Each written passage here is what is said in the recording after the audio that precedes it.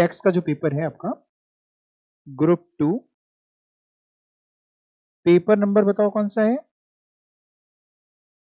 Guess करो, paper number 7। Subject का नाम क्या है? अरे गजब, तुम लोग सब्जेक्ट का नाम देख के आए हो, क्या बात है। तो बिल्कुल सही है, tax laws and practice institute ने सब्जेक्ट का नाम रखा है। प्यार से इसको टीएलपी बोलते हैं, और हम लोग और प्यार से केवल टैक्स बोलेंगे। तो हम लोग क्या बोलेंगे? टैक्स। अगर हम सिलेबस की बात करते हैं, आप चाहे तो लिख सकते हैं। पता है ये पेपर जो है ये कितने मार्क्स का है टोटल? क्या बात है, आपको सारा ज्ञान है। 100 मार्क्स का पेपर है, जिसके 2 पार्ट हैं। इंस्टीट्यूट ने इस पे 2 पार्ट कर रखे हैं हमारे करिकुलम में। एक है पार्ट 1 जो कि है डायरेक्ट टैक्स, और ये है 60 मार्क्स का। कितने मार्क्स का? और बताओ दूसरा पार्ट कौन सा होगा? पार्ट 2 कौन सा होगा बताओ? अरे तुम लोग को सब आता है, इनडायरेक्ट टैक्स। और कितने मार्क्स का होगा ये? 40 मार्क्स का। तुमको कैसे पता 40 मार्क्स का? समझदार बच्चे। डायरेक्ट टैक्स में हम लोग इनकम टैक्स पढ़ेंगे। कभी सुना है ये वर्ड इनकम टैक्स? सभी ने सुना है? ओके, देते हैं आप लोग? पे करते हैं? नहीं। देश के डेवलपमेंट में कोई भी हाथ नहीं है? नहीं देते। क्यों नहीं देते इनकम टैक्स? इनकम नहीं है, ठीक है, कोई बात नहीं, जब कमाओगे तो दोगे। अच्छा, भगवान से क्या मनाओगे कि टैक्स देना पड़े कि ना देना पड़े? हैं? अच्छा, लोग क्या मनाते होंगे वैसे? ना देना पड़े। तो बड़ा खतरनाक है। लोग भगवान से जो प्रे करते हैं, कई बार कहते हैं ना सुनता नहीं भगवान हमारी। अगर सुन ले तो हो सकता है ज्यादा दिक्कत हो जाए। आप मान लो भगवान से प्रे कर रहे हैं, हे भगवान हमें कभी इनकम टैक्स ना देना पड़े, और भगवान ने कहा तथास्तु, बेटा हमने तुम्हारी सुन ली, ना तुम्हारी कभी इनकम होगी ना इनकम टैक्स होगा। तो आप भगवान से मनाइए कि हम हर साल लाखों करोड़ों रुपए इनकम टैक्स पे करें। जब लाखों करोड़ों पे करोगे तो करोड़ों अरबों कमाओगे। समझ रहे हैं? है ना? हाँ। बाकी इनडायरेक्ट टैक्स में किसी का नाम सुना है आपने? जीएसटी। तो ये जीएसटी भी पढ़ेंगे, और इसमें एक कस्टम ड्यूटी भी हमारे पार्ट में आएगा। Custom duty, custom law, custom है। जीएसटी सुना है आप सभी ने ना? हाँ, सुन रखा है। क्या होता है जीएसटी? वेरी गुड, जैसा कि हमको यकीन था कि आप फुल फॉर्म बताएंगे। क्या होता है GST? Goods and service tax. अच्छा, गुड्स पे लगता है कि सर्विसेज पे लगता है? दोनों पे लगता है। आजकल आप काफी सारे मीम्स वगैरह भी देखते होंगे, लोग निर्मला जी के ऊपर। निर्मला जी कौन है? अच्छा, सब जानते हैं आप। तो निर्मला माता बोल सकते हैं उनको। तो उनके ऊपर काफी तरीके के बनाते हैं, है ना? आपने देखा होगा भी रिसेंटली शायद न्यूज वगैरह में, पॉपकॉर्न के ऊपर 5% वाला, 12% वाला, 18% वाला। हाँ, तो वो सब जीएसटी है। बड़ा डिटेल में पढ़ेंगे क्या है क्या नहीं है। और आपको एक बात और बताएं, आपका जो पेपर आएगा टैक्स का, करीब करीब 16 पेजेस का तो पेपर ही है। 16 पन्ने के तो क्वेश्चन पेपर आएगा, और उसको आप सॉल्व करेंगे। देखिए, मैं सारी चीजें इसलिए बताता चलता हूं कि अगर अब आप CSEE से जो बच्चे आ रहे हैं और ग्रुप 2 के लिए पहले सोच रहे हैं, तो मजाक नहीं लेना है, हवा में नहीं लेना है। क्योंकि जब 16 पेजेस का क्वेश्चन पेपर है, तो उसके आंसर तो ज्यादा होंगे, और 3 घंटे में आपको कवर करना है। तो उसके लिए एक बात है कि एक तो हमें आना चाहिए, क्योंकि नहीं आता है तो 3 घंटे बहुत होते हैं, नहीं आता है तो 1 घंटा भी बहुत है। तो एक तो हमें आना चाहिए, दूसरा आता हुआ पेपर भी हमें 3 घंटे के अंदर अटेम्प्ट करना है। सुनने में लग रहा है, लेकिन अगर हम प्रैक्टिस करेंगे तो हो जाएगा। तो खैर, ये हमारा करिकुलम है, जिसमें हम लोग शुरुआत करेंगे इनकम टैक्स से, 60 मार्क्स से, और फिर हम लोग जीएसटी और कस्टम ड्यूटी की तरफ चलेंगे। एक बात आप सभी को शायद पता भी होगी, मैं एक बार दोहरा देता हूं। हमारा जो पासिंग क्राइटेरिया इंस्टीट्यूट ने फिक्स किया हुआ है, वो एग्रीगेट 50% पासिंग क्राइटेरिया है, और हर एक सब्जेक्ट में 40 मार्क्स। तो आपको जो टारगेट बनाना है 50 का बनाना है कि 40 मार्क्स का? मेरी बात सुनिएगा, ना 50 का बनाइए ना 40 का बनाइए, टारगेट बनाइए एटलीस्ट 70-80 मार्क्स का। जब आप टारगेट 70-80 का बनाओगे ना, तब नीचे गिरोगे 40-50। टारगेट 40-50 का नहीं बनता कभी। समझ रहे हैं बात को?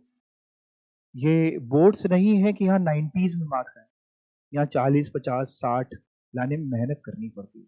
तो टारगेट बनाना है हम लोगों को 70-80 नंबर का, और इसको अच्छे से कैसे करना है सब करके चलिए।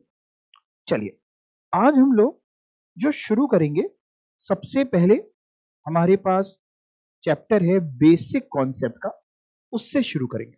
बेसिक कॉन्सेप्ट में हम आपको क्या सिखाएंगे आप सुनिएगा, बहुत इजी सा चैप्टर है, बट कुछ ऐसी बातें जो आपको अगर पता नहीं होंगी तो हम जब कुछ बोलेंगे ना तो आपके बाउंस करेगा। मतलब जैसे अभी आप मेरी बात समझ पा रहे हैं, अभी मान लीजिए कोई हम ऐसा ले आए जिसको हिंदी ना आती हो, इंग्लिश ना आती हो, तो मेरी बात नहीं समझ पाएगा, हम आपकी बात नहीं समझ पाएंगे।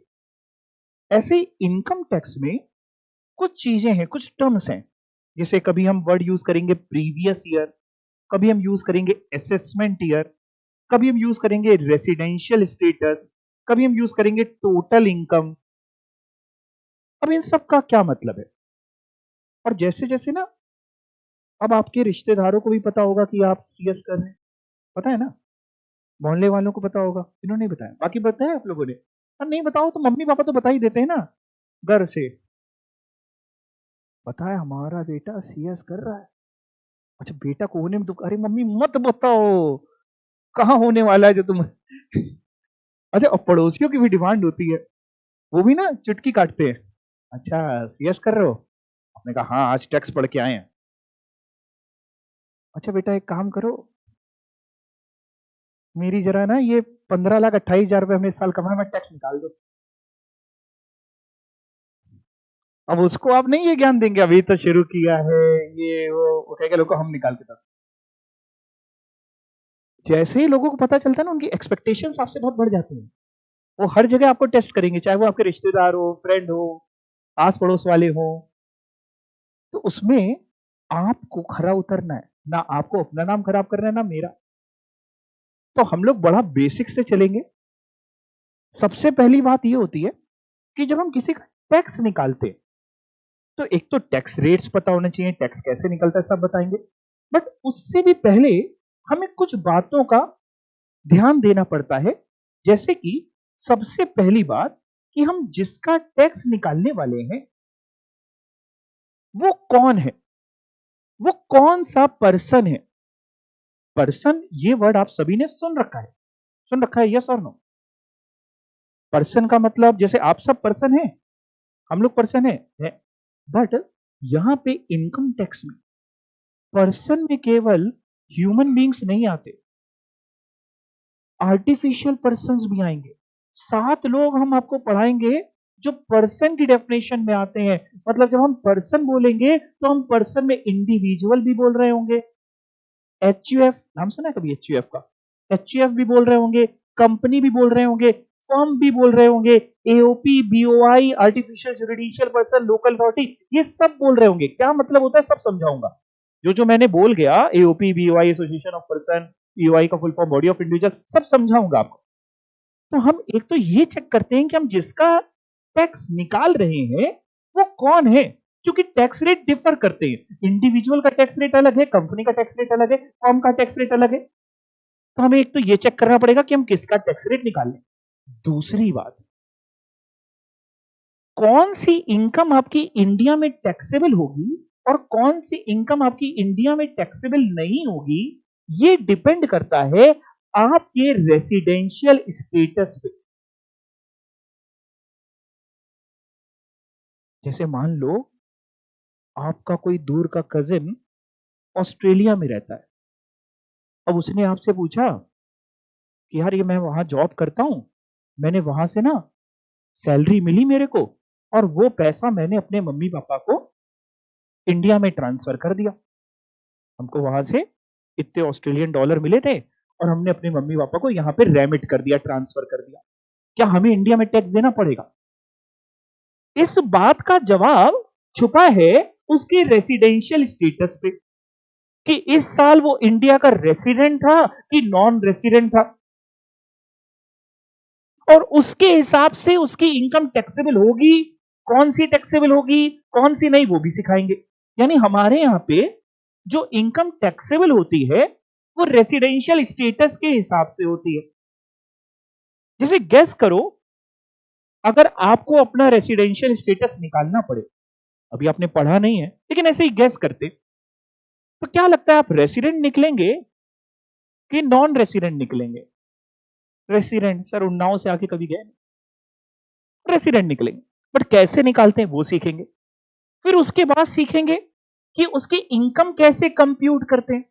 सर इनकम कंप्यूट करने का मतलब, इनकम कंप्यूट करने का मतलब मान लो किसी को किराया आता है साल का 5 लाख रुपए, उसने कोई हाउस प्रॉपर्टी को रेंट आउट किया हुआ है, 5 लाख रुपए का किराया आता है, तो क्या हमारे इनकम टैक्स में 5 लाख रुपए टैक्सेबल होंगे कि कोई छूट मिलेगी? कितना टैक्सेबल होगा? या जैसे कि मान लो किसी का बिजनेस है, अब बिजनेस में मान लो मेरा बिजनेस है, मैं ये पेन सेल करता हूं और मेरा इस साल का टर्नओवर है 2 करोड़ रुपए का, तो 2 करोड़ का तो टर्नओवर है, 2 करोड़ की इनकम थोड़ी ना है, 2 करोड़ तो सेल की फिगर है। इसमें से तो भी खर्चे माइनस होने हैं, जो खरीदा, रॉ मटेरियल वगैरह, प्रोडक्शन की कॉस्ट और भी बहुत सारी खर्चे होंगे, तब जाके इनकम आएगी। वो इनकम कैसे निकलेगी सर? कौन कौन से खर्चे माइनस होंगे सर, कौन कौन से खर्चे माइनस नहीं होंगे सर, वो सीखेंगे। कई बार आप कोई कैजुअल इनकम कमा लेते हैं। सर कैजुअल इनकम मतलब, मान लो आपकी लॉटरी लग गई। लॉटरी, जैसे लॉटरी, लॉटरी समझते हैं? लॉटरी टिकट लीगल है इलीगल है? आज भी कुछ स्टेट्स में लॉटरी लीगल है। जैसे यूपी में हम लोग बैठे हैं अपन लोग, तो उत्तर प्रदेश में आज से अगर हम 20-25 साल पहले पहुंचते हैं, बिकती थी खुलेआम, लीगल थी, फिर बाद में उसको बैन कर दिया गया। लेकिन अभी भी आप केरला साइड वगैरह चले जाएं, आराम से आप लॉटरी की टिकट खरीद सकते हैं। अब मान लीजिए हमने लॉटरी की टिकट खरीदी 100 रुपए की और मेरा इनाम निकल आया, मैं 1 करोड़ जीत गया, क्या इस पे भी टैक्स है? जी हाँ, इस पे भी टैक्स। आप कौन बनेगा करोड़पति में चलेगा? केबीसी तो सुना होगा, देखा होगा। वो मान लीजिए अमिताभ बच्चन साहब ने आपसे कहा आप जीत गए हैं 7 करोड़ रुपए, खुश मत होइए, पूरे 7 करोड़ आपके नहीं है, निर्मला जी बिना कुछ करे भी जीत रही हैं। मतलब इस 7 करोड़ में टैक्स भी लगेगा। तो और कौन सी इनकम है जो टैक्सेबल होंगी, कैसे उसको निकाला जाएगा, कैसे कंप्यूट किया जाएगा, और फिर आएगी टैक्स की बात। तो अगर हम टैक्स निकालने को स्टेप वाइज बात करें, तो बेसिकली हम 4 स्टेप बोल सकते हैं। पहली स्टेप में हम पर्सन निकालते हैं कि हम किसका टैक्स निकालने वाले हैं। दूसरी स्टेप में हम उसका रेसिडेंशियल स्टेटस निकालते हैं कि सर जिसका टैक्स निकाल रहे हैं वो रेसिडेंट है, नॉन रेसिडेंट है, या क्या है। और तीसरी स्टेप में उसकी इनकम निकालते हैं कि कौन कौन सी टैक्सेबल होगी और कितनी टैक्सेबल होगी, कौन से खर्चे माइनस होंगे, नहीं होंगे, कितने, और फिर निकलता है जाकर के टैक्स। कौन से टैक्स की बात कर रहा हूं? डायरेक्ट टैक्स की बात कर रहा हूं कि इनडायरेक्ट टैक्स की? डायरेक्ट टैक्स की। अच्छा वैसे क्या बेसिक डिफरेंस होता है डायरेक्ट टैक्स में एंड इनडायरेक्ट टैक्स में? कोई बच्चा बताना चाहेगा? डायरेक्ट टैक्स आप जान रहे हैं, इनकम टैक्स, इनडायरेक्ट टैक्स सबसे बड़ा जीएसटी आज की तारीख में। हम इनकम टैक्स और जीएसटी का डिफरेंस नहीं पूछ रहे आपसे, हम ये पूछ रहे हैं ब्रॉडली कि क्या एक आधी लाइन में अगर आप कुछ बता पाए कि क्या डायरेक्ट टैक्स और इनडायरेक्ट टैक्स में क्या बेसिक सा क्या डिफरेंस है। कोई भी बच्चा, गलती सही, बाकी सही करने के लिए हम बैठे। हाँ ओके ठीक है, वेरी गुड, ठीक है, सही है। और कोई कुछ?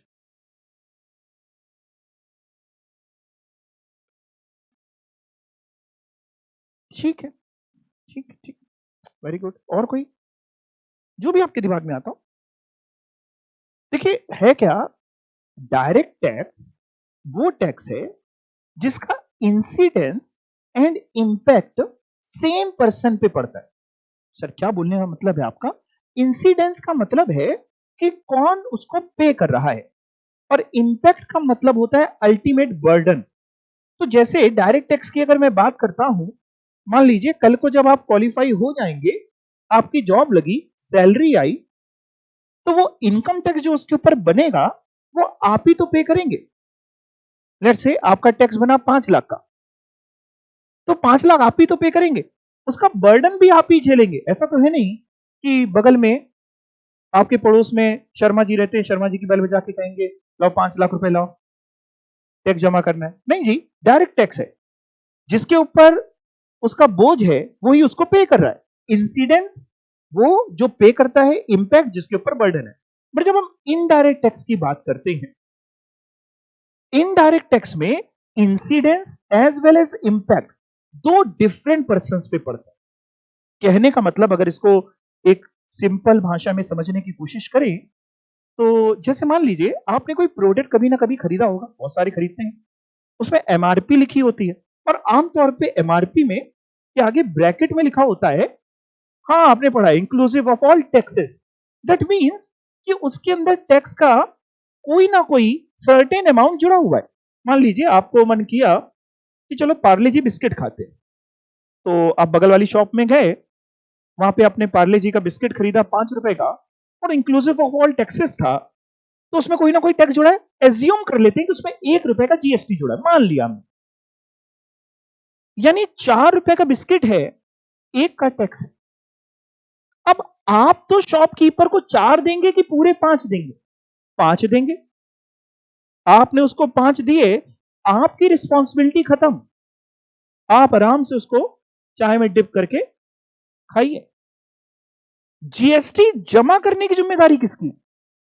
जीएसटी गवर्नमेंट के पास जमा होगा, कौन जमा करेगा? आप जमा करेंगे कि वो व्यक्ति जमा करेगा जो शॉपकीपर जिसने बेचा? शॉपकीपर। यानी इंसिडेंस उसके ऊपर पड़ा। कल को जीएसटी नहीं जमा होगा तो गवर्नमेंट उसको पकड़ेगी, आपको नहीं, लेकिन इंपैक्ट आपके ऊपर पड़ रहा है। इंपैक्ट मतलब बर्डन आप झेल रहे हैं। आप जो बिस्किट खा रहे हो 4 का नहीं है, 5 का।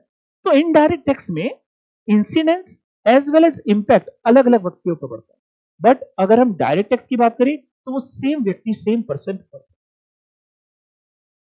तो हम लोग जो इनकम टैक्स निकालने की बात कर रहे हैं, उसकी ये 4 स्टेप समझा रहा हूं। क्या क्या?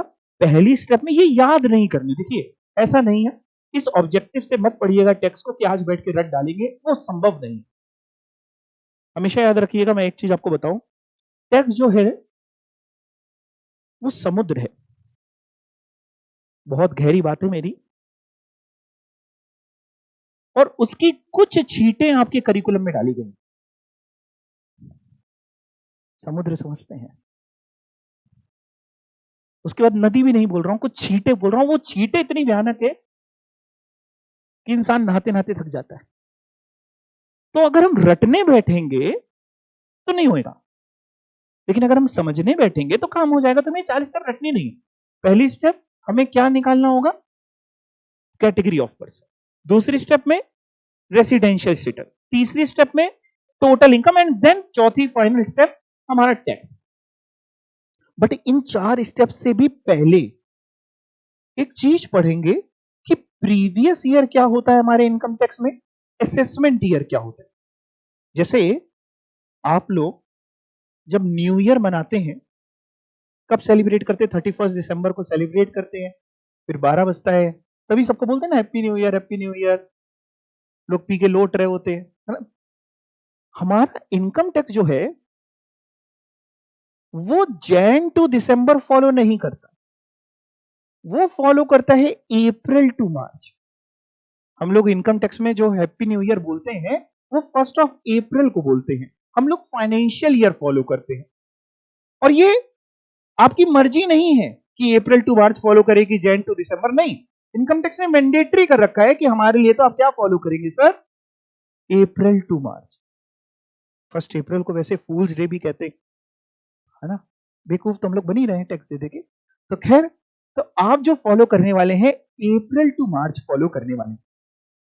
अब ये जो अप्रैल टू मार्च, जैसे मान लीजिए अगर हम आपसे एक बात कहें, मान लो हमने 1 अप्रैल 2024 से 31 मार्च 2025 तक जो भी कमाया, ये 12 महीने हो रहे हैं, 1 अप्रैल 2024 से 31 मार्च 25 में जो भी पैसे अर्न करे, इस पे हम जो टैक्स जमा करते हैं, इस पे टैक्स देना पड़ेगा, इनकम कंप्यूट होगी, टैक्स देंगे, वो टैक्स जमा करते हैं इसके खत्म होने के बाद। क्या मतलब सर? मतलब ये इस साल कितना पैसा कमाया ये तो तभी पता चलेगा जब 31 मार्च ओवर हो जाएगी। यस और नो?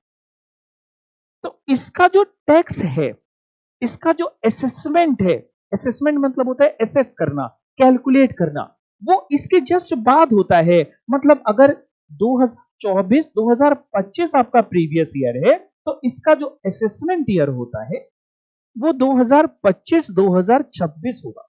सर क्या कह रहे हो? फिर से बताओ। मैं बताता हूं दोबारा।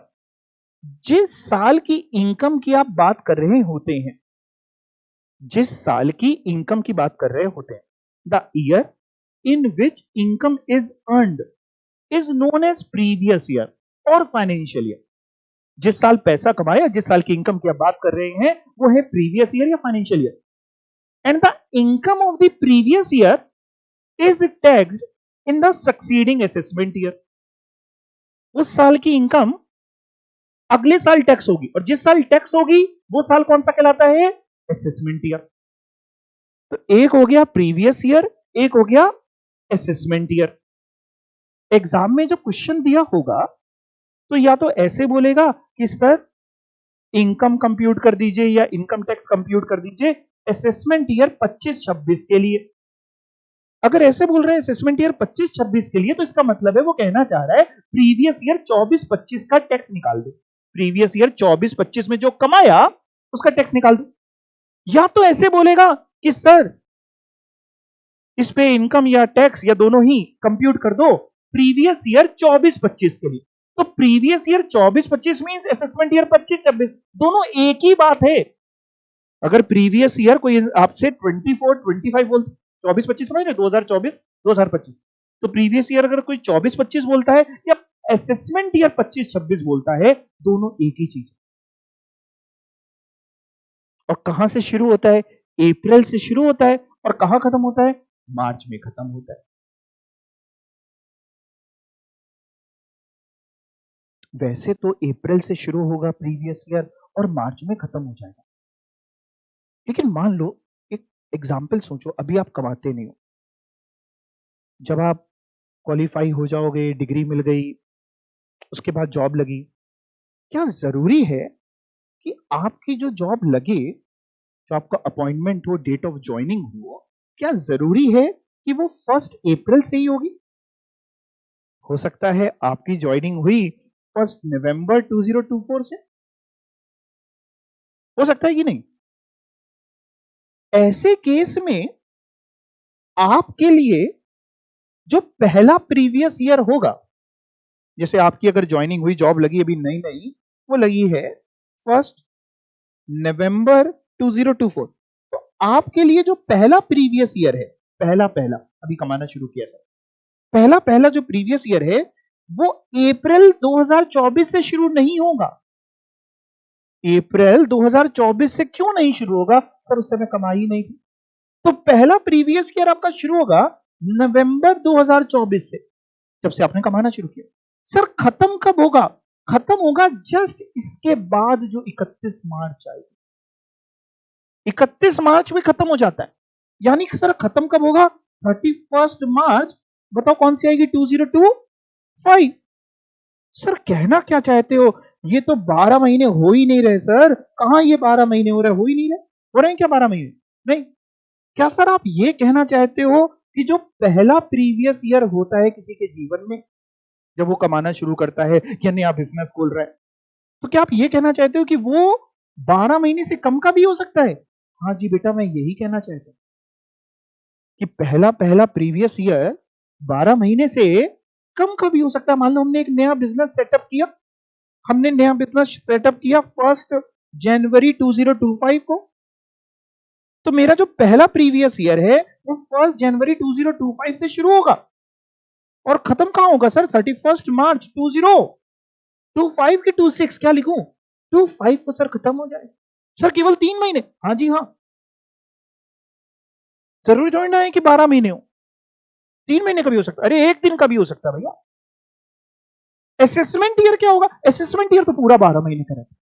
असेसमेंट ईयर तो आमतौर पे कि अगर ये आपका प्रीवियस ईयर है तो असेसमेंट ईयर सर क्या होगा? असेसमेंट ईयर तो 2025 2026, यानी वो 1 अप्रैल 25 से 31 मार्च 26 तक। तो वैसे मैंने क्या सीखा है, वैसे तो प्रीवियस ईयर अप्रैल टू मार्च चलता है, बट पहले पहले साल जब इनकम कमाते हैं तो हो सकता है कि आपका वो प्रीवियस ईयर 12 महीने से कम का हो, 12 से ज्यादा का तो नहीं होगा कभी भी, 12 से कम का हो सकता है। सर इसके बाद जो अगला आएगा वो अगला मतलब सर मान लो हमारी जॉब लगी थी, ये जो आपने बताया 1 नवंबर 2024 को, तो आपने कहा सर पहला प्रीवियस ईयर हो गया नवंबर 24 से हमारा मार्च 25 तक, और इसका असेसमेंट ईयर हो जाएगा सर 25-26। हाँ बेटा मैंने यही कहा।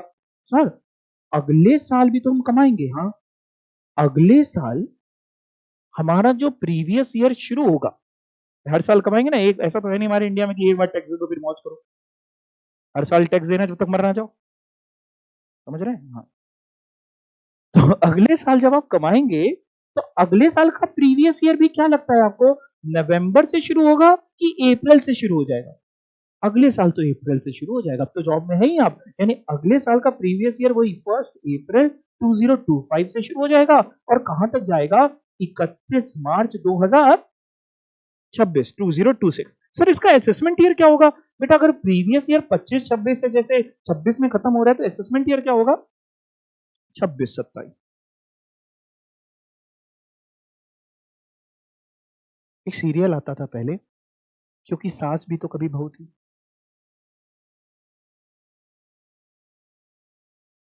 इसको मैं क्यों बोल रहा हूं, जो असेसमेंट ईयर है वो कभी खुद ना खुद भी प्रीवियस ईयर भी बनेगा। भाई इस बार आपका 25-26 असेसमेंट ईयर है तो वो ये सिंपली ये कहना चाह रहा हूं कि इसका मतलब आप 24-25 प्रीवियस ईयर की इनकम इस साल टैक्सेबल करेंगे। फिर जब 25-26 की टैक्सेबल करने की बात आएगी तो 25-26 बन जाएगा प्रीवियस ईयर और उसका असेसमेंट ईयर हो जाएगा 26-27। Are you getting my words? पक्का? क्लियर? तो सबसे पहले तो कहानी यहीं से शुरू करने वाले हैं कि प्रीवियस ईयर क्या होता है, असेसमेंट ईयर क्या होता है, और काफी सारे उस पर क्वेश्चंस करने वाले हैं, और ध्यान से समझते हैं। Previous year, the year in which income is earn, जिस साल पैसा कमाया है बेटा, is known as previous year. अच्छा, क्या हम इसको लिटरल इंटरप्रिटेशन ना निकालें? क्या प्रीवियस ईयर को हम पिछला साल बोले? नहीं नहीं नहीं, हमारे इनकम टैक्स में प्रीवियस ईयर मतलब जिस साल की इनकम की हम बात कर रहे हैं वो है प्रीवियस ईयर। समझ में आ रही बात आपको? सर किस साल टैक्सेबल होगा? ये टैक्सेबल होगा असेसमेंट ईयर में। किस साल टैक्सेबल होगा? Assessment year. अच्छा एक बात बताना, असेसमेंट ऐसे भी बोल सकते हैं क्या प्रीवियस ईयर को? असेसमेंट ईयर से जो जस्ट पहले का साल होगा वो प्रीवियस ईयर। जस्ट पहले समझते हैं, इमीडिएटली प्रीसीडिंग। एक वर्ड होता है सक्सीडिंग, एक होता है प्रीसीडिंग। प्रीसीडिंग मतलब होता है पहले और सक्सीडिंग मतलब होता है बाद में। असेसमेंट ईयर प्रीवियस ईयर को सक्सीड करके अगला आता है, और प्रीवियस ईयर असेसमेंट ईयर से पहले आता है। पढ़ के देखिए, प्रीसीडिंग आता है, यानी प्रीवियस ईयर क्या sir? Previous year is the financial year. कौन सा financial year? Immediately preceding the assessment year. Assessment year से जस्ट जो पहले है वो है आपका प्रीवियस ईयर। क्या सर सभी को अप्रैल टू मार्च फॉलो करना है? कोई अपने मन से जैन टू दिसंबर या कुछ और नहीं फॉलो कर सकता? नहीं बेटा नहीं, सभी को ही अप्रैल टू मार्च फॉलो करना है। All the एसएससीज। सर ये क्या है? एसएससी कौन होता है? एसएससी टैक्स पेयर को कहते हैं हम लोग। किसको कहते हैं? टैक्स पेयर को। बाकी इसी चैप्टर के आखिरी में एसएससी का भी मतलब मैंने 2-3 लाइनों में समझाऊंगा आपको। ऑल दी एसएससीज are required to follow same financial year.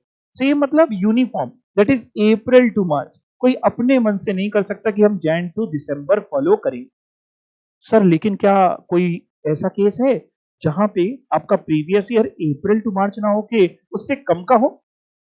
अभी तो समझाया कि अगर नई जॉब लगी है, नया बिजनेस है, तो हो सकता है कि 12 महीने का ना होके कम का हो, बट खत्म हमेशा जस्ट जो अगली 31 मार्च आएगी वहां खत्म होगा। मतलब अगर आपने नया बिजनेस शुरू किया है 1 मार्च 2025 को, नया बिजनेस शुरू किया है 1 मार्च 2025 को, तो खत्म कहां पे होगा? पहला प्रीवियस ईयर 1 मार्च 2025 से शुरू होगा और खत्म होगा 31 मार्च 2025 इटसेल्फ। समझ रहे हैं ना? एक महीने का। सर अगर 30 मार्च को शुरू किया, 30 मार्च 25 को शुरू होके 31 मार्च 25 को खत्म। सर 31 मार्च को ही शुरू किया है। ऐसे बनते हैं सवाल, बच्चों के दिमाग में आते हैं, बचपना होता है ना। 31 मार्च 25 को ही शुरू किया तो पहला प्रीवियस ईयर 31 मार्च 25 को ही शुरू होगा और 31 मार्च 25 को ही खत्म भी होगी। यहां तक बात आपके समझ में आई? पढ़िएगा बहुत ध्यान से। In case of newly setup business, नया बिजनेस सेटअप किया, the period commencing from the date of setting up of business, underline करो word, period commencing from the date of setting up of business. कहां से शुरू होगा? जिस दिन business setup किया। और एंड कहां पे होगा? एंड तो बताइए sir, ending on 31 March will be first previous year, यानी नया नया बिजनेस सेटअप कर रहे हो तो जिस दिन बिजनेस सेटअप किया, कौन सी डेट इंपॉर्टेंट है? सेटअप, उस दिन से शुरू होगा और 31 मार्च को खत्म हो जाएगा। कुछ एग्जाम्पल्स करते हैं। Mister x started a business on 1 August 2024। What will be his previous year? अगर आगे ना पढ़े, आंसर लिखा है उसके आगे, तो अगर मिस्टर एक्स ने बिजनेस शुरू किया है 1 अगस्त 2024 को, तो इनका पहला जो प्रीवियस ईयर होगा वो कौन सी तारीख से शुरू होगा? 1 अगस्त 2024। खत्म कहां पे होगा? 31 मार्च 2025। 8 महीने होते हैं, तो इनके लिए पहला जो प्रीवियस ईयर होगा वो 8 मंथ्स का हो जाएगा। आंसर पढ़िएगा, the first previous year will be from 1 August 2024 and खत्म कहां होगा? To 31 March 2025। That is period of 8 months. यहां तक बात समझ में आई? कोई डाउट आता है दिमाग में? अगर कोई भी डाउट आए तो उसको पूछ लीजिएगा। डाउट को डाउट मत रखना। एक बात आपको बताएं, अगर डाउट आया और आपने नहीं पूछा और गलती से आप पास हो गए, तो वो जिंदगी भर का दर्द हो जाएगा। फिर किसी से नहीं पूछ पाओगे, फिर किससे पूछोगे? एक बार जब डिग्री मिलती है ना, तो आपको हर इंसान बड़ी उम्मीदों से देखेगा। डिग्री छोड़ो, अभी आपको बताया तो देखने लगे लोग जब इसे पता चला कि आप सीएस कर रहे हो। डिग्री मिल जाएगी, नाम से पहले प्रीफिक्स करोगे सीएस सीएस, और फिर किसी से पूछोगे ये बता दो थोड़ा। पर देखो डिग्री, मेरी बात समझने की कोशिश करिए, डिग्री का मतलब ये नहीं कि आपकी जिंदगी में डाउट खत्म हो जाएंगे। लर्निंग जीवन भर है। तो आप क्लासेस में आए हैं, डाउट आता है, कई बार ऐसा होता है, क्योंकि देखो हम भी उस लाइफ से गुजरे हैं। डाउट आता था तो इंसान को ऐसा नहीं एक बार के लिए फील आता है, यार बड़ा सिली सा डाउट है, बगल वाला क्या सोचेगा, क्या सोचेगी, सर क्या सोचेंगे। अरे जो सोचे दुनिया में सोचता रहे, आप पूछ लो। उसको 5 साल बाद याद नहीं होगा कि उसने क्या सोचा था। आपका डाउट है, आप पूछ लीजिए। सिली डाउट होगा, मैं बता दूंगा। बहुत ही सिली होगा, मैं डांट दूंगा। गुरु से तो डांट खा ही सकते हो। आप पूछ लेना अपने डाउट। क्लियर? डाउट को दिमाग में नहीं रखने का। क्लियर हो गया? हो सकता है कि वो डाउट 2 बच्चों के और दिमाग में आ रहा हो, वो भी डरे बैठे हो, आप भी डरे बैठे हो। डरने का नहीं। वैसे तो बड़ा सिंपल चल रहा है। कुछ पूछना है किसी को? नहीं। ओके, अगर कुछ भी नहीं पूछना तो आइए असेसमेंट ईयर देखते हैं क्या होता है। असेसमेंट ईयर का मतलब 12 महीने। Assessment year means the period of 12 months. Commencing कहां से होगा? 1 April each year and end कहां होगा? 31 March of next year. Sir assessment year में होता क्या है? प्रीवियस ईयर की इनकम टैक्स्ड होती है। प्रीवियस ईयर की इनकम जिस साल टैक्स होगी वो कहलाता है असेसमेंट ईयर। ये लिखा हुआ है, income of the previous year is taxed during the following assessment year. Assessment का मतलब ही होता है असेस करना, कैलकुलेट करना, चेक करना, वो है असेसमेंट। जैसे एग्जांपल में अगर समझें, income earned in the year 2024 2025, जो पैसा 2024-25 में कमाया, is chargeable to tax in the year. बताओ किस साल टैक्सेबल होगा? 25-26। सो 24-25 is the previous year and 25-26 is the assessment। जिस साल के पैसे की बात हो रही है, जिस साल की इनकम की बात हो रही है वो प्रीवियस ईयर, और जिस साल में वो पैसा टैक्सेबल होगा वो बन जाएगा असेसमेंट। यहां तक बात समझ में आ गई है? आइए कुछ क्वेश्चंस करते हैं। मैंने नीचे इसलिए किया कि आप सॉल्यूशन ना देखें, मैंने आपकी शीट में आपको सॉल्यूशन नहीं दिया। ठीक है ना? और ध्यान से करते हैं और आप एक एक बताते जाएंगे तो मैं आपको आंसर्स दिखाता जाऊंगा और जगह मैंने छोड़ी है आप शीट में वहां लिख सकते हैं अपना आंसर। ठीक है, पढ़ते हैं। सलमान खान, ये वो सलमान खान नहीं है, ठीक है, और भी दुनिया में और भी हो सकते हैं, ठीक है। हाँ, तो Salman Khan set up a new business, नया बिजनेस, अच्छा, on 3rd March 2025. What will be the previous year for the assessment year 2025-2026? कह रहे सलमान खान ने एक नया बिजनेस सेटअप किया है सर 3 मार्च को, 3rd मार्च को। बताइए सर क्या प्रीवियस ईयर होगा, कहां से शुरू होगा, कौन सी डेट से शुरू होगा, आपको ये बताना है, और कौन सी डेट पे खत्म होगा। आराम से आप लिख लो और फिर जब आंसर आ जाए तुमको बताना कौन सी डेट को आपका प्रीवियस ईयर आपको लगता है शुरू हो रहा है और कौन सी डेट को खत्म हो रहा है। जी हमेशा बिल्कुल आप डायरेक्ट टेक्स्ट इनडायरेक्ट टेक्स्ट सही बता रही थी, वेरी गुड। बताइए इसका आंसर दीजिए, कहां से शुरू होगा सलमान खान के लिए 3rd March 2025 और कहां खत्म होगा 31st March 2025 की 25 आर यू श्योर? एक महीने से कम का भी हो सकता है, बिल्कुल आप ठीक बता रहे हैं। आंसर चेक करा देता हूं, previous year will be the period commencing from 3rd March 2025 and and होगा 31st March 2025। यहां तक बात आपको समझ में आ गई? एक बात सुन लो, आप अगले क्वेश्चन में भाग गए हो, एक नजर अपनी ट्रेन को रोको, एक बात सुन लो। बिल्कुल सही आपने आंसर बताया, लेकिन एक स्टेप आप स्किप कर गए। आंसर सही आ गया बट एक स्टेप स्किप कर गए हैं, वो स्टेप सीख लो तो गलती कहीं नहीं होगी। स्टेप ये है कि पहले ये देख लिया करो कि आपसे कौन से असेसमेंट ईयर के लिए प्रीवियस ईयर पूछ रहा है। मैं अपनी बात को दोबारा कर रहा हूं, कौन से असेसमेंट ईयर के लिए प्रीवियस ईयर पूछ रहा है। तो असेसमेंट ईयर 25-26 के लिए प्रीवियस ईयर निकालना था। अब देखना मैं क्या समझाना चाह रहा हूं आपको। असेसमेंट ईयर 25-26 का मतलब ये सिर्फ हम अपनी और आपकी जानकारी के लिए सीख रहे हैं कि सर कहीं ऐसा ना हो पूछ कुछ रहा है, बता कुछ और आए हैं, नंबर कुछ और आए हैं, घर वाले कुछ और कह रहे हैं, दुनिया मन लग नहीं रहा। तो इसलिए क्वेश्चन बहुत ध्यान से, असेसमेंट ईयर 25-26 का मतलब होता है, बताओ मुन्ना, प्रीवियस ईयर 24-25। क्या बात है, वेरी गुड।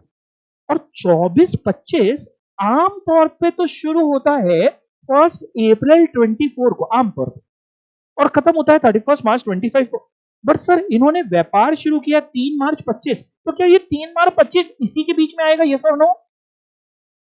24-25 के बीच में आएगा? हाँ, तो आपने आंसर सही दिया कि 3 मार्च 25 को शुरू होगा, 31 मार्च 25 को खत्म हो जाएगा। मतलब अगर इसी में ही सेम क्वेश्चन में मैंने आपसे असेसमेंट ईयर 25-26 पूछा होता एंड आप लिखिएगा नहीं, सिर्फ सुनते रहिएगा, एंड असेसमेंट ईयर 26-27 भी पूछा होता, तो 26-27 के लिए अगर आप बताते तो कौन सा प्रीवियस ईयर होता? 25-26। और 25-26 शुरू कब से होता है? 1 अप्रैल 25 से 31 मार्च 26। और 1 अप्रैल 25 को क्या इसका बिजनेस था, यस और नो? 1 अप्रैल 2025 को इसका बिजनेस इन एग्जिस्टेंस था, यस और नो? था, तो उसका शुरू हो जाता 1 अप्रैल 25 से 31 मार्च 26। मतलब अगर इस पूरे क्वेश्चन को मैं अगर मॉडिफाई कर दूं, आप मत करना, अगर मान लो मैंने इसमें पूरे क्वेश्चन में ये कर दिया होता धीमे से, ये 25-26 की जगह मैंने यहां लिख दिया होता 26-27 और बाकी ये डेट यही लिखी रहती। मान लो क्वेश्चन में यही देता 3rd मार्च 2025 को शुरू किया, आप प्रीवियस ईयर बताइए 26-27 को, असेसमेंट ईयर 26-27 के लिए प्रीवियस ईयर बताइए, तब भी मैक्सिमम बच्चे हमको यही बताते। लेकिन अगर ये बताते तो गलत होता, क्योंकि हम तो पूछ रहे थे असेसमेंट ईयर 26-27 के लिए, यानी प्रीवियस ईयर 25-26 के लिए। ये दिमाग में चलाना पड़ेगा। टेक्स्ट जितनी आप दिमाग से पढ़ेंगे, अपने आप से बातें करके पढ़ेंगे, उतना बढ़िया है। तो यानी प्रीवियस ईयर 25-26 और 25-26 तो सर शुरू हो जाता है 1 अप्रैल 2025 को, और तब तो हमारा बिजनेस एग्जिस्टेंस में था, तो हमारे लिए तो 1 अप्रैल 2025 से 31 मार्च 2026 होता, ना कि फ्री होता। ठीक, बैक टू ओरिजिनल, इसको नॉर्मल क्वेश्चन कर देते हैं और आपने आंसर को ठीक ही बताया था। लॉजिक तो इसलिए सिखा दिया कि कहीं आगे वाले क्वेश्चन गलत ना कर दो। यहां तक बात समझ में आ गई? पक्का? अगले क्वेश्चन पे चलें, और आप कर ही रहे थे तो करिए, मैं पढ़ा देता हूं बस आपको। Mister Aamir Khan joins an Indian company on 23rd January 2025. Prior to 23rd January, he was not in employment. उससे पहले कुछ नहीं करते थे। He has no other source of income. कमाई का भी कोई रास्ता नहीं था, कोई जरिया नहीं था। What our previous year for assessment year 25-26 and 26-27? तो दोनों के लिए निकालना है, एक एक करके आप लोग लिख लो, फिर हमको बताना है असेसमेंट ईयर 25-26 के लिए कौन सा प्रीवियस ईयर होगा, कहां से शुरू होगा कहां खत्म होगा, और असेसमेंट ईयर 26-27 के लिए कहां से शुरू होगा कहां पे खत्म होगा। ऑनलाइन स्टूडेंट समझ में आ रहा है? गार्गी, अमीशा, आरुषि, टिम्पल, जो ऑनलाइन है रिप्लाई करिए, समझ में आ रहा है?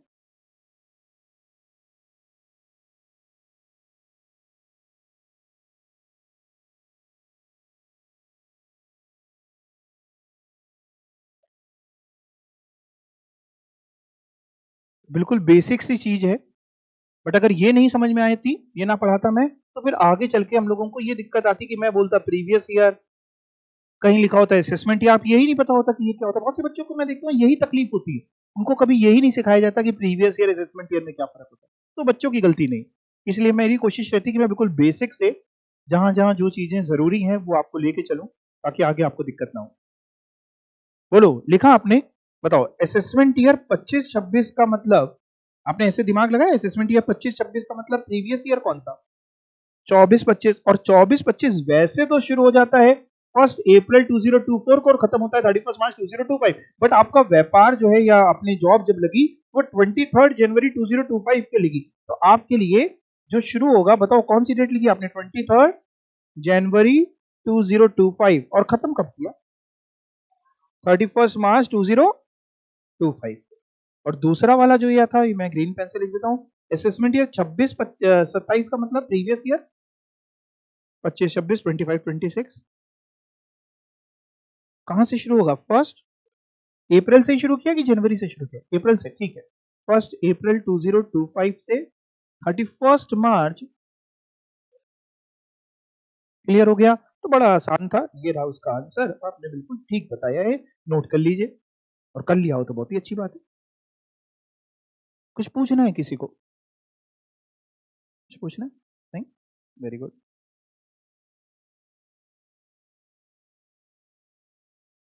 ओके, आ रहा है समझ में, वेरी गुड, ठीक है। कुछ पूछना हो तो पूछ लेना।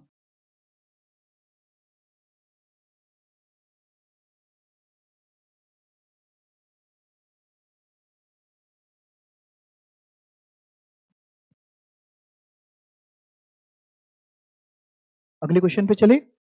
वैसे आप लोग खुद ही पहुंच गए अगले क्वेश्चन पे, वेरी गुड, करिए। Question number 3। Mr. Ashok was appointed as a professor in the college for the first time on 1st of August 2024. What will be the previous year of the income in relation to assessment year 25-26? बहुत easy question है।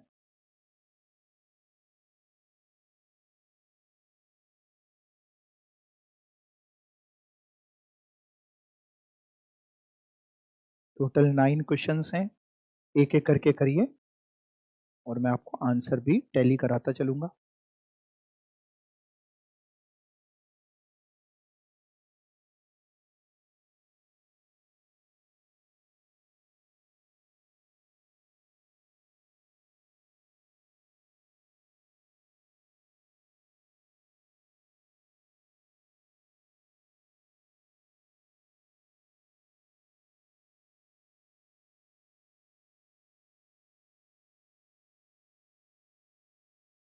कर लिया? बताइए क्या हुआ question number 3 में, कहां से शुरू किया? 1 अगस्त 2024, और खत्म कहां किया? 31 मार्च 2025। सभी ने यही किया? ठीक है, सही आंसर है आपके सामने, बिल्कुल सही आपने किया। क्वेश्चन 4 आप कर रहे हैं, कहें।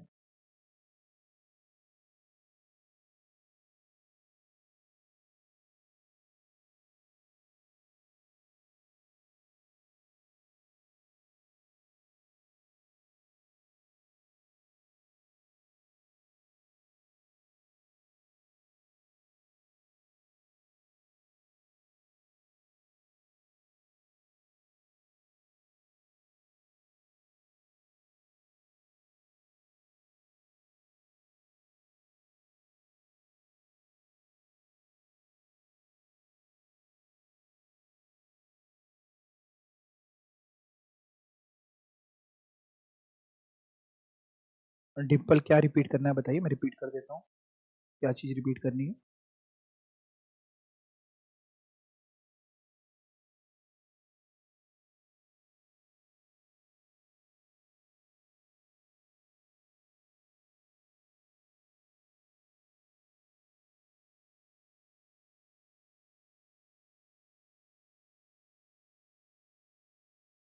सारे कर लीजिए, फिर एक बार डिस्कस कर लेते हैं।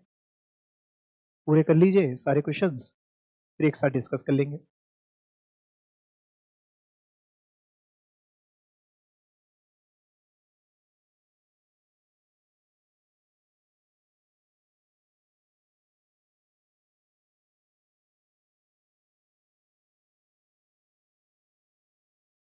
विधि कर लिया सारे, बाद में एमसीक्यू भी दिए अगले पन्ने में, अगले पेज में देखो, वो भी कर लेना।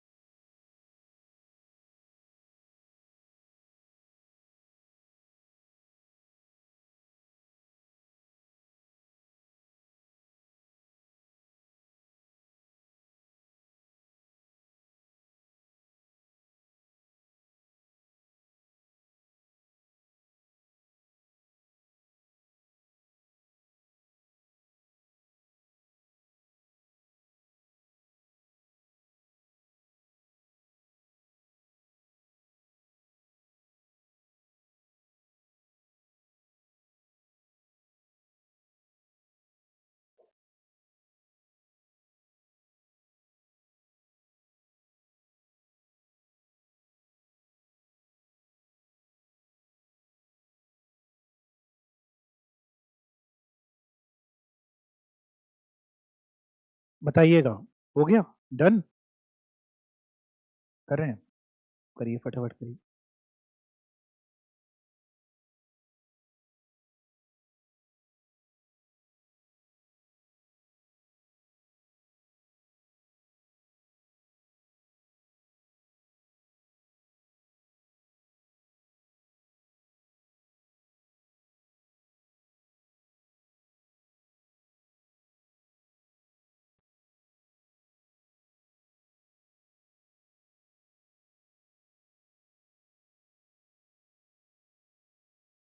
क्वेश्चन नंबर 2 डिम्पल कह रहे हैं, रिपीट कर दीजिएगा, ठीक है। डिम्पल देखिए, क्वेश्चन नंबर 2 में असेसमेंट ईयर 25-26 का पूछ रहा था एंड असेसमेंट ईयर 26-27 का पूछ रहा था। 25-26 असेसमेंट ईयर का मतलब हुआ प्रीवियस ईयर 24-25। अब वैसे तो डिम्पल होता क्या है, प्रीवियस ईयर 24-25 शुरू हो जाता है 1 अप्रैल 2024 से और खत्म होता है 31 मार्च 2025 को। लेकिन हुआ ये कि आमिर खान साहब की जॉब जो लगी वो लगी 23 जनवरी 2025, यानी अप्रैल 2024 में तो जॉब ही नहीं थी। इसलिए इनका जो ये वाला साल है वो अप्रैल 2024 से शुरू ना होके 23 जनवरी 2025 से शुरू हो रहा है और खत्म हो रहा है 31 मार्च 2025। ठीक है। दूसरा 26-27 असेसमेंट ईयर की बात करें तो इसमें तो कोई दिक्कत ही नहीं है, प्रीवियस ईयर 25-26, 25-26 और ये तो आपका अप्रैल 2025 से ही शुरू हो जाएगा, क्योंकि इस बार तो अगर देखें तो पूरे अप्रैल से तो जॉब में तैयार थे ही ऑलरेडी, तो कोई दिक्कत की बात नहीं है। ठीक है, आगे बताइए समझ में। चलो अब क्वेश्चन नंबर 4 बताओ, क्या आंसर लिखा 4 का? 27 फेब 2025 से 31 मार्च 2025। ठीक है, सही है, सबने यही लिखा। अच्छा गलत होगा तो ईमानदारी से हैंड रेज करके उनको बता देना, ठीक है, छुपाना नहीं। क्वेश्चन नंबर 5 का आंसर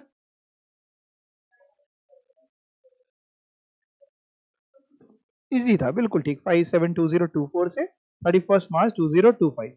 क्वेश्चन नंबर 6 का आंसर ठीक है, 10 मार्च 2025 से 31 मार्च 2025। यहां तक कोई दिक्कत तो नहीं थी किसी को? कोई और आंसर आ रहा हो किसी का, या कुछ ना समझ में आया हो?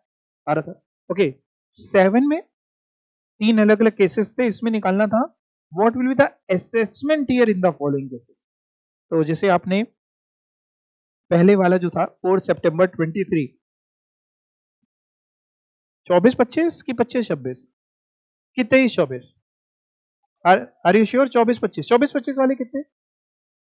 ओके ठीक है, अभी आते हैं आंसर पे। अच्छा इसका क्या निकाला असेसमेंट ईयर? 25 26 25 26, और इसका क्या निकाला? सबने यही निकाला है। वेरी गुड, वंडरफुल, सही आंसर। 24 25 25 26 25 26। और कैसे, जिनका अगर नहीं आ रहा तो एक बार समझा भी देते हैं वाला। देखिए 4 सितंबर 2023 का मतलब है प्रीवियस ईयर 23-24, तो प्रीवियस ईयर 23-24 का मतलब असेसमेंट ईयर 24-25, इसलिए असेसमेंट ईयर 24-25। 1 दिसंबर 24 का मतलब है प्रीवियस ईयर, 1 दिसंबर 24 का मतलब है previous year 24-25, that means assessment year 25-26। 1 फरवरी 2025 का मतलब है प्रीवियस ईयर 24-25 बोले इसको कि 25-25 बोले? बोलेंगे 24-25। शुरू तो होगा 1 फरवरी 25 से, खत्म हो जाएगा मार्च 31 मार्च 25 को 2025, बट 25-25 नहीं बोला जाता, बोला जाता है वही 24-25। तो प्रीवियस ईयर 24-25, तो असेसमेंट ईयर 25। तो ये भी आपने ठीक निकाला, हमें लगा इसमें आप अटकेंगे, खैर अच्छी बात है। और क्वेश्चन नंबर 8 बताओ। 1 जनवरी 2024 से और कहां तक? 31 मार्च 20। इसमें देखो अलग अलग आंसर आ रहे हैं, मैं लिख देता हूं, फिर आप हैंड रेस करिएगा, है ना। मेरे को जो आंसर लगता है, नहीं नहीं बिल्कुल डिस्कस मत करिए आपस में, बिल्कुल भी डिस्कशन नहीं करिए। मेरे को जो लगता है कि ये होना चाहिए, ये कितने बच्चों ने लिखा है, हैंड रेस कर ले, थोड़ा ऊपर उड़ा, ऐसे ना उठाएगा, ये हैंड रेस इसको कहते हैं ना। हाँ ठीक है, हाँ रुक हैं, कुछ लोग ट्यूबलाइट की तरह जल रहे हैं, रुक जाते हैं। ठीक है, हो गया, ठीक है, ओके। और कितने बच्चों ने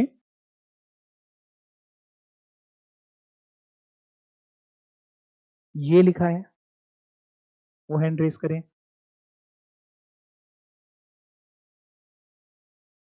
अच्छा, तो जिन्होंने दोनों में हैंड रेस नहीं करे वो तीसरी बार करें।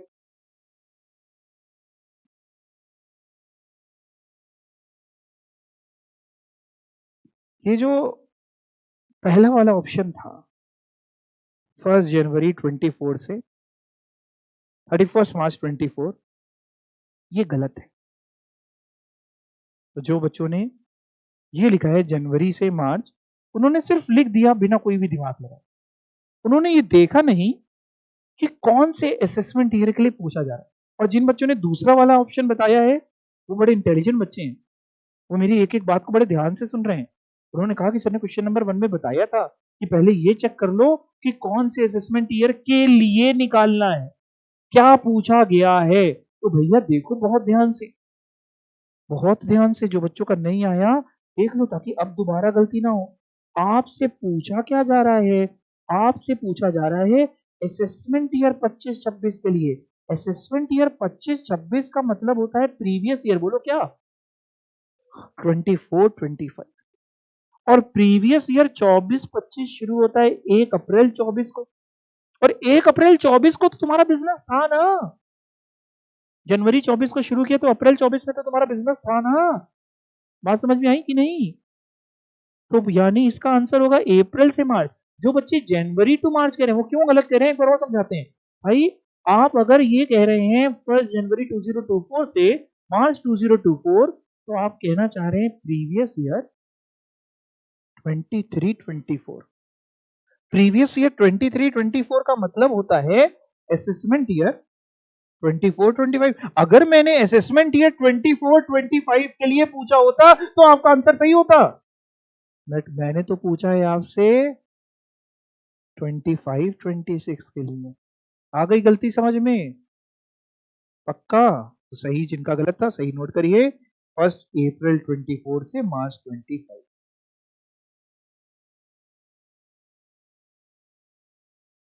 आखिरी क्वेश्चन सही किया होगा, उसमें कोई ऐसा था नहीं। क्वेश्चन नंबर 9 बताओ, इसमें क्या लगाया? 1 सितंबर 24 से शुरू किया, कुछ बता ही नहीं रहा था कब के लिए पूछ रहा है, तो 1 सितंबर 24 से शुरू करके 31 मार्च 25 को खत्म। यहां तक कोई डाउट नहीं? एमसीक्यू की तरफ चलें? चलो जी, एमसीक्यू देखते हैं आपने क्या बताए एक एक करके। सबसे पहला, the year in which income is earned is known as previous year भी ऑप्शन में है, फाइनेंशियल ईयर भी ऑप्शन में है, और बोथ ए एंड बी भी ऑप्शन में है। क्या लगाएंगे कि सिर्फ प्रीवियस ईयर? ऐसे में बोथ ए एंड बी। अगर फाइनेंशियल ईयर ऑप्शन में ना होता तो हम प्रीवियस ईयर लगाते, बट अगर प्रीवियस ईयर भी है, फाइनेंशियल ईयर भी है, तो हम लगाएंगे बोथ ए एंड बी। उसको आप प्रीवियस ईयर भी बोल सकते हैं, उसको आप फाइनेंशियल ईयर भी बोल सकते हैं। ये कितने बच्चों का सही था? पहले से ही सही था। ठीक है,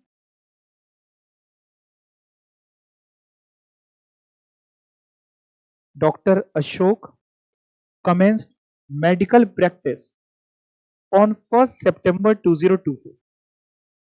The previous year for the profession for the assessment year 25-26 would be A option, B option, C और D। A ऑप्शन कितने बच्चे? A हैंड रेज करें। नहीं है, कोई नहीं A ऑप्शन का। अच्छा, B ऑप्शन? सभी पूरी क्लास B की तरफ है, तो C और D में कोई है नहीं। B है, ठीक है, इजी था। 1 सितंबर 24 को शुरू होगा और 31 मार्च 25 को खत्म होगा। बी ऑप्शन बिल्कुल आप ठीक बता रहे। एक और क्वेश्चन था, इसका भी आंसर हो ही गया। ये देखते हैं आपने क्या बताया, क्योंकि इसमें 2 आंसर आने की संभावना है। क्वेश्चन पढ़ता हूं। A new business was set up on 1st July 2024 and trading activity was commenced from 1st September 2024.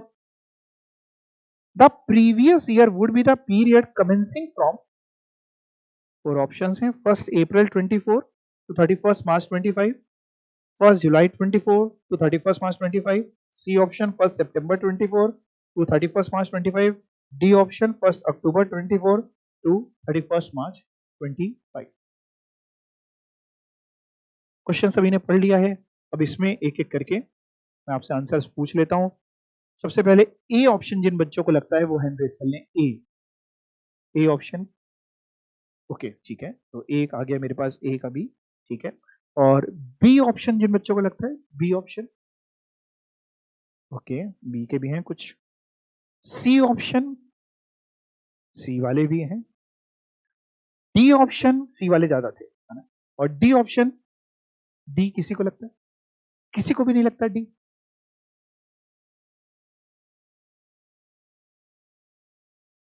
चलो हम आपके लिए एक लाइफलाइन यूज कर लेते हैं 50-50 की, और 2 गलत जवाब मिटा देते हैं। डी ऑप्शन गलत है और ए ऑप्शन भी गलत है। डी और ए नहीं होगा। डी का कोई था नहीं, ए का केवल आप थे। ए क्यों लग रहा था आपको? बताइए बताइए। अच्छा, बी बी लग रहा था, लेकिन ए में गलती से हैंड रेस कर दिया। ठीक है, तो ए और डी तो सही नहीं है। अब बचते हैं 2, बी और सी। एक बार फिर से देखते हैं, बी वाले बच्चे हैंड रेस करें। ओके, और सी वाले, सी वाले बच्चे काफी, अच्छा आपने चेंज कर दिया, ओके कोई बात नहीं। सी, अभी हमने लॉग वैसे भी नहीं किया था, आप चेंज कर लीजिए, कोई बात नहीं। अभी तक तो किसी क्वेश्चन में दिक्कत नहीं हुई, क्योंकि हर क्वेश्चन में एक डेट बताता था और आप वो डेट को पकड़ लेते थे। अब बात यह है कि सर कौन सा सही होगा, बी की सी? 1 जुलाई 24 से 31 मार्च 25 कि 1 सितंबर 24 से 31 मार्च 25? ये मैंने आपको ऑलरेडी आज ही पढ़ाया, अभी पढ़ाया। आपको लग रहा है कहां पढ़ाया? सबसे पहला पेज खोलिए। टेक्स्ट को ना नजरों से पढ़ा जाता है। आप कहेंगे बाकी चीजों कैसे पढ़ेंगे? कई बार ऐसा होता है टेक्स्ट में कि पढ़ के सामने से निकल गई होती है और हमने उसकी तरफ सही से ध्यान ही नहीं दिया होता। बट टेक्स्ट को बहुत ध्यान से पढ़ना पड़ेगा। ये लाइन पढ़ो, मैंने बोल्ड भी कर रखी थी, गोला भी लगाया, सब कुछ किया, ये पढ़ो ना, ये इसको मैं बॉक्स में बंद कर रहा हूँ, इसको मैं थोड़ा साफ करके फिर इसको करता हूँ जरा, तो आपको ध्यान देगा, ध्यान से दिख जाएगा। ये पढ़ो ना। अब जो आपके दो ऑप्शन आ रहे हैं ना, कुछ बच्चों के बी, कुछ के सी, और सबका एक आ जाएगा अगर ये पढ़ने के बाद करोगे, और वो सही होगा। बी और सी में एक ही सही है, दो तो सही हो नहीं सकते। देखा है, in case of newly setup business, the period commencing from the date of setting up of business, जिस दिन बिजनेस सेटअप किया, ना कि जिस दिन ट्रेडिंग एक्टिविटी कमेंस। जब सेटअप किया वहां से आपका प्रीवियस ईयर शुरू हो गया, क्योंकि खर्चे तो वहां से होना शुरू हो गए होंगे। आपने सेटअप किया, लोगों को सैलरी पे रखा, खर्चे तो शुरू हो गए, तो सेटअप से ही आपका प्रीवियस ईयर शुरू हो चुका है। दैट मीन्स, अब बताओ बी वाले कितने, बी ऑप्शन है, पहले दिखा दें एक बार आपको बी और सी, एक मिनट देख लेते हैं बी वाला क्या था ऑप्शन, कहां गया ये, हाँ, और हाँ, बी वाले कितने बचे, ओके, और सी वाले कितने, सी ऑप्शन वाले, और जो अभी भी कुछ नहीं कहना चाहते हैं, मम्मी पापा ने बता के भेजा बेटा फीस दिए, तुम मत कुछ बोलना, सर को बताने देना। अरे भैया सेटअप कब हुआ है बताओ ना, 1 जुलाई, तो बी आंसर से, ये सी गलत है, खत्म बात। 1 जुलाई 2024 को शुरू होगा, 31 मार्च 2025 को खत्म हो जाएगा। क्लियर, समझ में आ गई बात आपको, आगे चलें।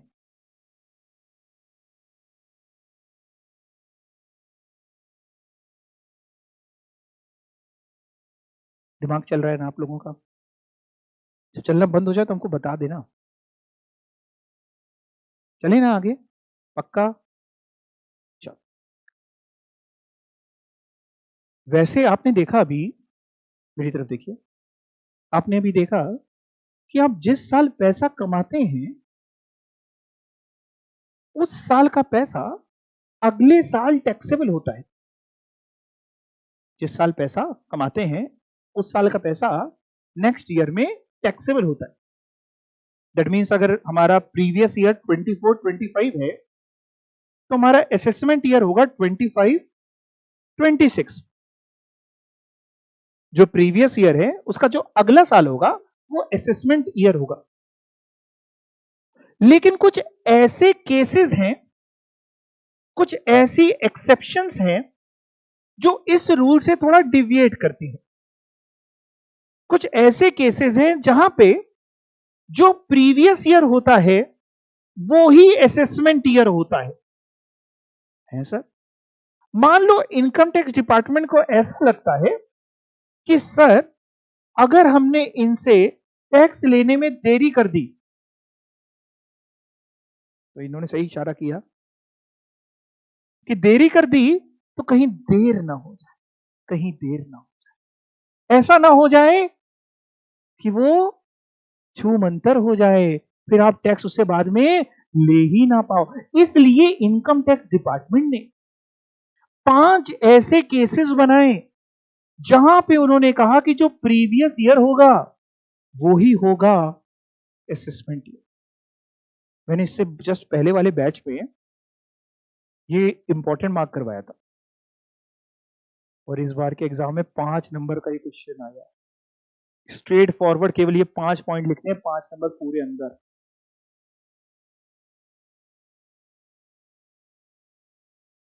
मैं इससे ये बता रहा हूं, बहुत ध्यान से पढ़ते रहिए, आप जो पढ़ रहे हैं उन्हीं में से कुछ आने वाला है। टैक्स में बस एक समस्या क्या होती है, टैक्स का करिकुलम इतना वास्ट है, आज ये पढ़ेंगे, कल जब दूसरा पढ़ेंगे तो पिछला भूल चुके होंगे। समझ रहे हैं, टैक्स बहुत बड़ी है, जीएसटी पढ़ना है, कस्टम पढ़ना है, इनकम टैक्स भी अपने आप में बहुत बड़ा है। इसलिए रोज रिवाइज करिएगा, रोज। हम बीच बीच में आपको ये समझाते चल रहे हैं, टैक्स ना अगर एक बार आपसे रूठ गई तो फिर वो मनाए नहीं मनती। एक बार रूठी हुई गर्लफ्रेंड बन सकती है, बॉयफ्रेंड बन सकता है, ऐसा केस में भी टैक्स नहीं मनती है। टैक्स को चाहिए बहुत प्यार, बहुत दुलार। अगर किसी भी दिन आपने उसके ऊपर ध्यान नहीं दिया, वो आपका सुबह से इंतजार कर रही थी कि कोई आएगा, बुक उठाएगा, हमको पढ़ेगा, आपने नहीं पढ़ा, तो आपसे रूठ जाएगी, और इतना ना रूठ जाए कि ब्रेकअप कर बैठे। मेरी बात समझ रहे हैं? टैक्स को नियम से रोज सुबह उठने से पहले और रात में सोने के बाद नहीं पढ़ना, दिन में पढ़ाई करनी। ऐसे कैसे पढ़े? तो खैर, एक्सेप्शन पढ़ने जा रहे हैं, और इसको इंपॉर्टेंट मार्क कराने का मन था, बट अब इस बार आया तो दोबारा मैं नहीं करा रहा हूं। लेकिन इसका मतलब ये नहीं होता कि नहीं आएगा, ऐसा नहीं होता। कुछ लोग इस फंडे पे भी चलते हैं, ये इस बार भी आया था, है ना? इस बार आया तो इस बार नहीं आएगा, बट ऐसा नहीं है। तो सब अपने लोग करके चलते हैं। Exception to the general rule, income of the previous year is taxed during the following assessment year. कह रहा है ये तो जनरल रूल है, इन्वर्टेड कॉमर्स में लिखा है ये जनरल रूल है, इसके एक्सेप्शन पढ़ने जा रहे हैं। जनरल रूल क्या है? जनरल रूल ये है कि जो प्रीवियस ईयर की इनकम है वो टैक्सेबल कब होती है? असेसमेंट ईयर में। मतलब अगर प्रीवियस ईयर 24-25 है तो असेसमेंट ईयर 25-26 है। ये जनरल रूल है, इन्वर्टेड कॉमर्स में जो लिखा है। इसकी एक्सेप्शन, एक्सेप्शन मतलब ऐसे 5 केसेस जिसमें जो प्रीवियस ईयर होगा वो ही हमारा असेसमेंट ईयर होगा। मतलब अगर इन 5 केसेस में बात करूं, प्रीवियस ईयर अगर 24-25 है तो असेसमेंट ईयर भी 24-25 ही है, ना कि 25-26।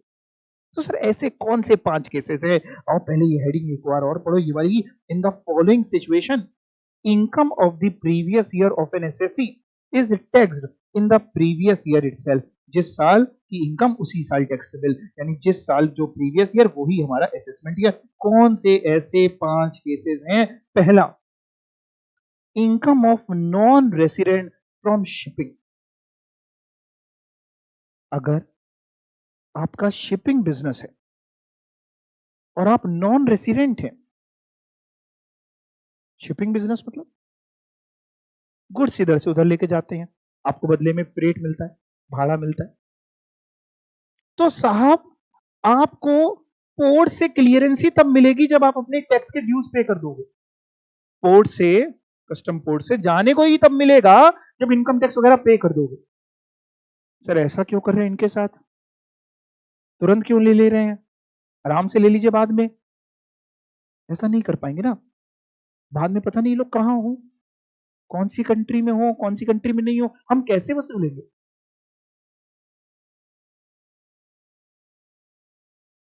हमारे यहाँ सनी देओल मूवी में तो दूसरी कंट्री में चला जाता है, पाकिस्तान चला जाता है, या वो एक और पिक्चर आई थी उसमें पुलिस वाला बन के बाहर चला जाता है। लेकिन असलियत में ऐसा नहीं होता, जुडिक्शन होता है। ऐसा नहीं कि यहाँ की पुलिस पहुंच रही है ऑस्ट्रेलिया और गुंडों को भगा भगा के पकड़ रही है, ऐसा नहीं चलता भैया। जुडिक्शन होता है, कोई कायदे कानून से चलना पड़ता है। वहां पे वहां की कंट्री का लॉ लगेगा, वहां के से आपको बात करनी पड़ेगी। तो जहां जहां इनको लगता है वहां वहां ये टैक्स पहले ही ले लेते। तो इसलिए इन्होंने अपनी सेफ्टी के लिए, मेरी बात समझिएगा, ये पॉइंट्स बना के रखे। अब उसके बाद एओ क्या करता है? एओ मतलब असेसिंग ऑफिसर। एओ मतलब assessing officer, income tax officer, जो आपकी इनकम असेस कर रहा है। इनकम टैक्स ऑफिसर समझ गए ना? हाँ। एओ की डिस्क्रिशन पे होती है बहुत सारी चीजें। अगर एओ को लगता है कि आप अपने कोई एसेट्स बेच रहे हैं, इसलिए बेच रहे हैं क्योंकि टैक्स अवॉइड हो जाए, आपके पास कुछ बचे ही ना टैक्स देने के लिए, तो ऐसे केस में वो आपकी इनकम उसी साल टैक्सेबल कर देगा जो होगी। इसलिए ये, लेकिन अगर पावर तो देनी पड़ेगी ना भाई, एओ भी लॉ में पावर होगी तभी तो कुछ कर पाएगा। अगर लॉ में पावर ही नहीं दी होगी, कानून तो अंधा है। तो इसलिए पावर दी गई। फिर उसके बाद जब इसका इंप्लीमेंटेशन होता है तो बहुत सोच समझ के ध्यान से किया जाता है, जब प्रैक्टिकल जीवन में इसको इंप्लीमेंट किया जाता है। तो हमें तो याद करने हैं 5 पॉइंट। पहला, income of non resident from shipping. दूसरा, income of a person leaving India, India छोड़ के जा रहा है, उसका जी भर गया। सर कितने टाइम के लिए? परमानेंटली, हमेशा के लिए, या एक लॉन्ग ड्यूरेशन के लिए? शॉर्ट ड्यूरेशन के लिए जा रहे हैं तो कोई टेंशन नहीं, लेकिन लॉन्ग ड्यूरेशन के लिए जा रहे हैं, परमानेंटली जा रहे हैं, तो अभी तक की जो भी इनकम है उस पर टैक्स आप दे करके चलिए। लॉन्ग ड्यूरेशन डिफाइन नहीं है कि लॉन्ग ड्यूरेशन का मतलब सर कितने साल, ऐसा कुछ नहीं। लेकिन अगर उनको लगता है एओ को कि हमें इससे टैक्स ले लेना है पहले, तो पहले ले लें। क्लियर हो गई बात? याद करने, पहला पॉइंट क्या था? Income of non resident from shipping. दूसरा, income of person living India permanently or for a long duration. तीसरा, incomes of bodies form for a short duration. Sir मतलब, मैं बताता हूं। मान लीजिए, सपोज करिए बाहर से कोई कंसाइनमेंट आया किसी भी गुड्स का, लेट्स से बाहर से कंसाइनमेंट आया कैलकुलेटर का, और जिसने वो कंसाइनमेंट मंगवाया था उसने वो कंसाइनमेंट पिक ही नहीं किया, कंसाइनमेंट उठाया नहीं, बाहर से इंडिया आया, लेट्स से उठाया नहीं। अब जिसने कंसाइनमेंट बेचा है, वहां से भेज रहा है, वो यहाँ इंडिया में औने पौने दाम में इस कैलकुलेटर को बेचना चाह रहा है कि खत्म करें, कहाँ लेके जाएंगे दोबारा ट्रांसपोर्ट, ये वो, कोई भी ऐसी अपॉर्चुनिटी। मैंने क्या किया, मैंने आपसे कहा कि भाई एक बढ़िया बिजनेस का अपॉर्चुनिटी आई है, वो कंसाइनमेंट है 1 करोड़ की, हम दोनों मिलके उठा लेते हैं और वही कैलकुलेटर मार्केट में 2-3 महीने में 3-4 करोड़ के बिक जाएंगे। हम दोनों ने मिलके एक बॉडी फॉर्म करी, may be partnership firm, may be anything, for a short duration, for a purpose. वो पर्पस खत्म, बॉडी डिसॉल्व। अब ऐसे केस में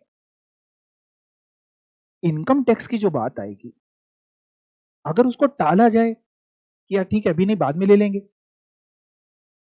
तब तक तो वो बॉडी ही डिसॉल्व हो चुकी है। हम अपने रास्ते, आप अपने रास्ते। भाई हम दोनों ने मिलके हाथ मिलाया था सिर्फ इस कंसाइनमेंट के लिए। ये कंसाइनमेंट हमने खरीदी, हम लोगों ने मिलके बेची, आपका प्रॉफिट आपका, मेरा प्रॉफिट मेरा, काम खत्म। लेकिन वो फर्म जो हमने बनाई थी वो तो डिसॉल्व कर दी, खत्म कर दी। ऐसे केस में भी इनकम टैक्स डिपार्टमेंट उसी साल उसको टैक्सेबल कर देगा जिस साल आपने इनकम कमाई, यानी जो प्रीवियस ईयर है वही असेसमेंट ईयर। यानी अगर कोई बॉडी आपने फॉर्म करी शॉर्ट ड्यूरेशन के लिए, किसी पर्पस के लिए, किसी छोटे समय के लिए, ऐसे केस में भी इनके पास ये पावर। समझ में आ रही है आपको बात? तो तीसरा हो गया incomes of bodies transferred A formed for a short duration. चौथा, सपोज करो आपको पता चला कि आपके ऊपर बड़ी भयानक टैक्स लायबिलिटी आने वाली है। पिछले साल के कुछ केसेस इनकम टैक्स डिपार्टमेंट ने खोल दिए सर्च पे, 2-4-5 करोड़ की टैक्स लायबिलिटी है। आपने क्या किया, अपने सारे एसेट्स किसी और के नाम ट्रांसफर कर दिए। आपने कहा कल को जब इनकम टैक्स डिपार्टमेंट आपसे आपका पैसा टैक्स लायबिलिटी मांगेगा तो आप उससे कह दो भाई हमारे पास कुछ है ही नहीं, कोर्ट से इंसॉल्वेंसी सर्टिफिकेट ले आओगे, देखो मैं तो दिवाला निकल गया, अब किडनी थोड़ी ना निकाल के भेज देंगे। ऐसे में डिपार्टमेंट कह रहा आपने वो एसेट क्यों ट्रांसफर करे या क्यों करने जा रहे हो, इंटेंशन क्या है आपकी, टैक्स अवॉइड करने की, किस इंटेंशन से कर रहे हो। ऐसे केस में वो देरी नहीं करेगा, कहीं देर ना हो, वो तुरंत आपका असेसमेंट करके आपसे टैक्स वसूल ले। Incomes of a person trying to transfer is asset with a view, किस इंटेंशन से, टू अवॉइड। ऐसा नहीं कि हर केस में आप ट्रांसफर करेंगे कोई भी एसेट तो तुरंत प्रीवियस ईयर वही असेसमेंट ईयर हो जाएगा, नहीं। अगर एओ को ऐसा लगता है कि आपकी व्यू क्या है टैक्स को अवॉइड करना, आपकी इंटेंशन क्या है मेलाफाइड, ऐसे केस में जो प्रीवियस ईयर है वही assessment year. Last, income of A discontinued business. आप बिजनेस कर रहे थे बहुत साल से, तब आपको लगा कि यार इन सब में कुछ नहीं रखा, गोवा जाके सन्यास ले लेते हैं, आपने अपना व्यापार बंद कर दिया। निर्मला जी कहेंगी जाते जाते भी टैक्स तो देते। तो अगर कोई डिसकंटिन्यूड बिजनेस है उस केस में भी आमतौर पे जो प्रीवियस ईयर वही असेसमेंट ईयर। याद हो ये क्या, एक बार पढ़ो। पहला क्या था, income of non resident from shipping. दूसरा, income of person living India either permanently or for a long duration. तीसरा, शॉर्ट ड्यूरेशन के लिए जो बॉडीज बनी, incomes of bodies form for short duration. चौथा,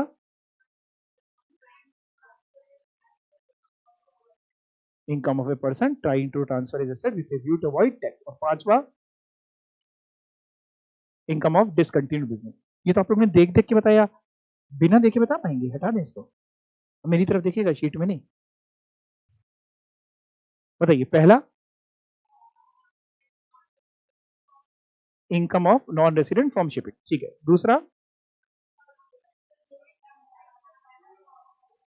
income of person living India either permanently or for a long duration. तीसरा incomes of bodies form for short duration. चौथा इधर की आवाजें ज्यादा आ रही, इधर से कुछ नहीं आ रही, इधर से कह रहे हाँ सही बोल ले लो। Income of person trying to transfer is asset with a view to avoid. And last income from discontinued. Very good, बस एक दो बार आप घर पे लिख लेंगे, आपका काम हो जाएगा। और इस पे भी एक क्वेश्चन है हमारे पास, पढ़ते हैं। चार ऑप्शन है, आप बताइए कौन सा सही है। Which of the following persons income would not be taxed in the previous year itself but would be taxed in the assessment year only. पहले तो क्वेश्चन समझिए क्या पूछ रहा है।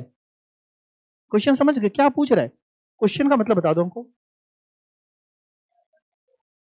मतलब इनमें से हमें वो बतानी है कि कौन सी ऐसी इनकम है जो जिस प्रीवियस ईयर में कमाई उसी साल टैक्सेबल होगा, ये पूछ रहा है कि ये पूछ रहा है कि इनमें से कौन सा ऐसा है जो जिस प्रीवियस ईयर में कमाया उसमें ना टैक्सेबल होकर के असेसमेंट ईयर में टैक्सेबल होगा।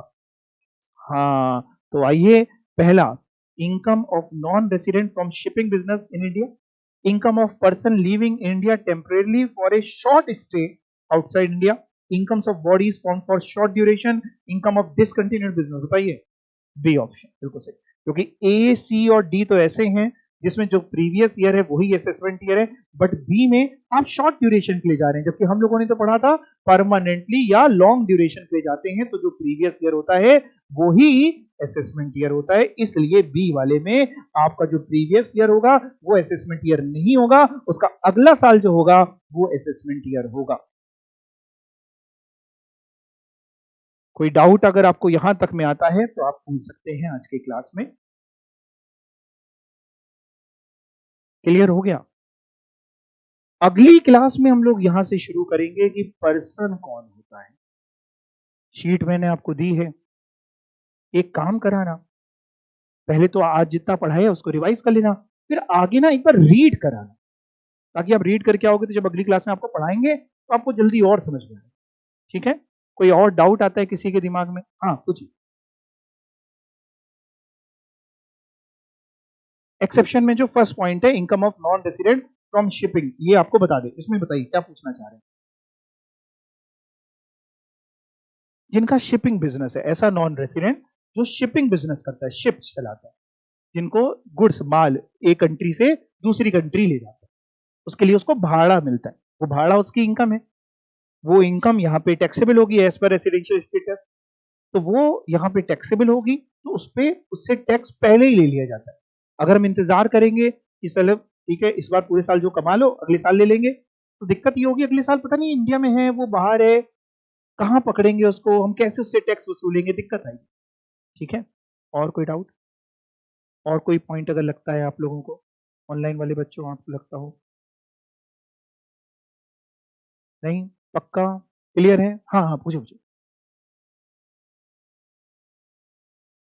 हाँ बिल्कुल सही, देखिए कह रहे हो टैक्स अवॉइड करने के लिए अगर हमने तब तक एसेट ट्रांसफर कर दिए हैं फिर क्या होगा, वो एसेट जो आपने ट्रांसफर करे हैं उसको वॉइड मान लिया जाएगा कि आपने वो ट्रांसफर किया ही नहीं था। समझ गए? हाँ तो भी यही है, सेम चीज है, बेचे तो पैसा आया होगा, पैसा कहाँ पे? देखिए ये सारे पॉइंट इसलिए हैं कि लोग टैक्स की चोरी ना करें, इवेजन ना करें। टैक्स इवेजन मीन्स टैक्स की चोरी, बट इतना स्ट्रिक्ट होने के बाद भी लोग टैक्स की चोरी बहुत लोग करते हैं, जो कि नहीं करनी चाहिए। तो ये सब प्रोविजंस हैं, बट अगर कोई और ही है, नीरव मोदी है भाग ही गया, विजय माल्या भाग ही गया, तो फिर बट अगर ये प्रोविजंस भी नहीं होंगे तो हर इंसान धोखा देगा। तो ये है एओ के डिस्क्रिप्शन पे है, इसलिए है इनकम टैक्स डिपार्टमेंट एक थोड़ा सा फेवरेबल साइड पे रहे, ठीक है। और कोई डाउट? क्लियर है? पक्का? चलिए, thank you so much, bye bye, take care.